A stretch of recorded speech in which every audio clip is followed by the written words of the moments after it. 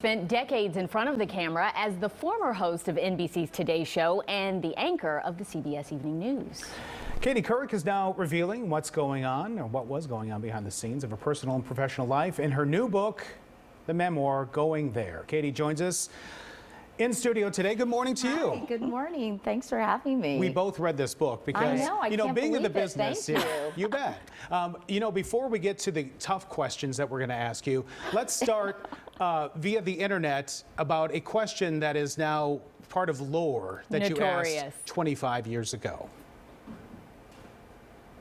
Do we have it? Do we have the clip? Do we have it? See, no, a lot of people use it and communicate. I guess they can communicate with NBC writers and producers. Allison, can you explain what internet is?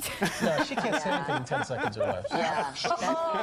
Allison will be in the studio shortly. So there you go. It's a giant computer network made up of started from. Oh, I thought you were going to tell us what this was. It's like a computer billboard. It's not in it. Oh my gosh. So there you go. Yeah. That's so what funny. internet I is. actually did a BMW commercial for the Super Bowl based on that conversation just a few years ago. So I guess it paid off. But I always think about a lot of people in 1994 were pretty clueless. And I think it just shows how dramatically the media landscape has changed in the 30+ years I've been in the business. So now looking back at your career in this book, why did you want to go there and why now? And was any of that driven by wanting people to know about, your relationship with Matt Lauer and everything that happened with him? I think there were a lot of reasons why I wanted to write it. I'm 64. I was going to call the book While I Still Remember. And I know that a lot of young people grew up watching me, and now they're in their 20s and 30s.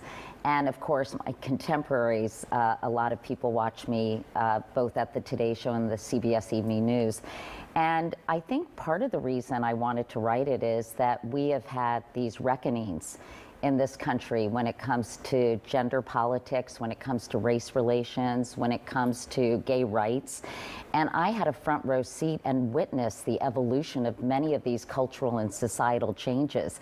So I thought it would be really interesting to use that as a backdrop and kind of describe how my life unfolded in front of that in the various jobs I've had. I think a lot of people, when they see someone who is wildly successful in their profession, they think they were just anointed, that they just appeared before them on a national television show. But it's amazing to one of the lines in this book.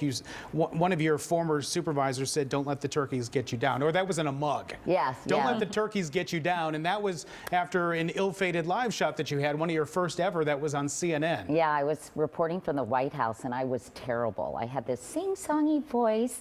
I didn't know what I was doing, but they kind of gave me a chance because back then at CNN, everybody could probably get on the air because there was so much airtime to fill. But the president of the network called and said, "We never want to see her on the air again." And one of the reasons I tell about my early career toiling in local news is I had a lot of naysayers and I was extremely persistent.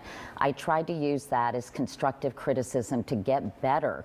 But I'm hoping that that will tell young people who are starting out in any profession, sometimes you just have to keep going and not let the turkeys get you down. And there were so many interesting nuggets in the book, but as you were climbing the ladder, so to speak, but talk to us about the sexism that you witnessed and you experienced and how that then influenced how you interacted with other women who wanted to be on air and TV. I started out in the 80s and there were very few top jobs for women back then. And, I had a lot of, it was a very male-dominated industry. Men were making decisions with questionable criteria, not necessarily because people were qualified, but because they thought they were hot or wanted to get to know them better. So it was a very kind of challenging environment to work in. I talk about at CNN when I walked into a meeting.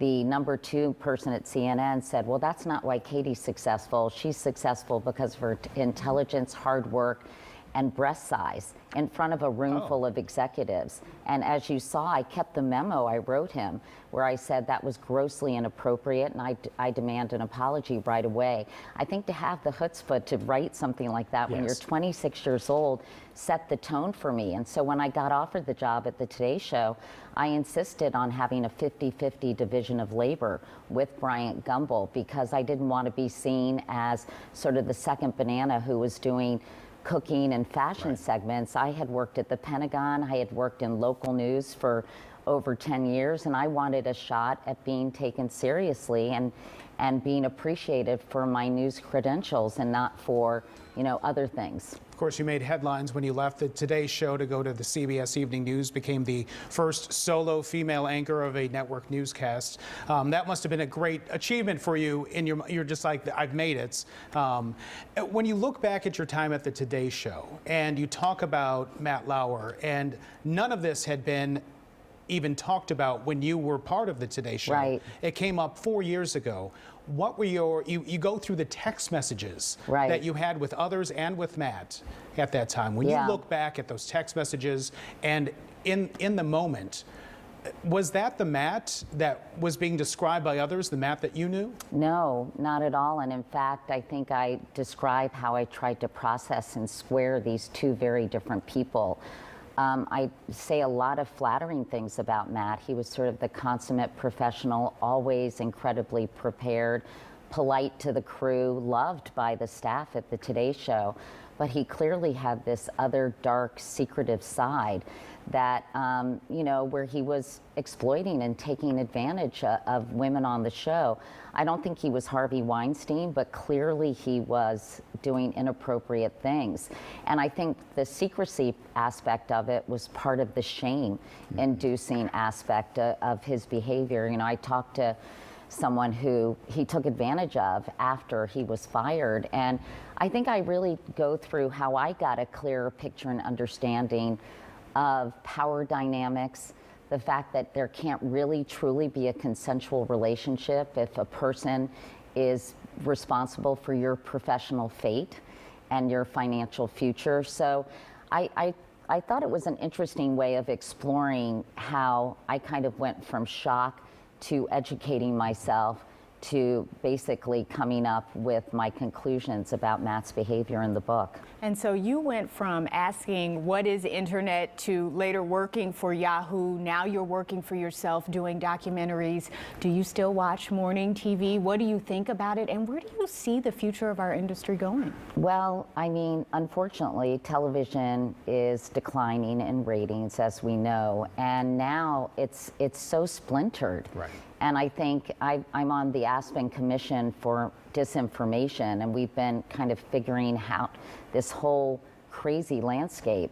I think obviously the digital space is critically important. A lot of people used to turn on the Today Show to find out what was happening in the world. Now they have their television sets in the palm of their hands as their alarm clock, so you can kind of scroll through and find out what's happening in the news. I try to catch them, you know, the Today Show when I can because I want to be supportive, but I get my information with newsletters and I read newspapers on my phones. I have my own newsletter every morning called Wake Up Call that's done by our incredible team of writers and reporters. So my advice for anybody is to be pan media, to make sure you have a presence because you have to meet people where they are. Right. And that's why you have to iterate the content to fit different platforms. You're in Chicago because you're having a show tonight with Chance the Rapper at the Chicago Theater. I've been on this national tour, which has been really fun. I was in Boston, New York, Washington, and Philadelphia. Now I'm in Chicago. My in-laws live here. My husband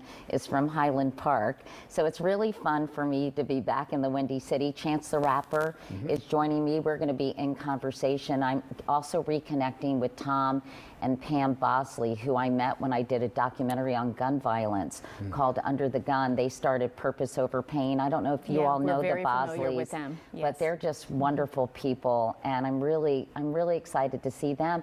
And I'm excited to have a meaningful conversation with Chance, who does so much. He's such a booster for the city He of does Chicago. so He much really for the is. city of Chicago. I'm so impressed by him and proud of him.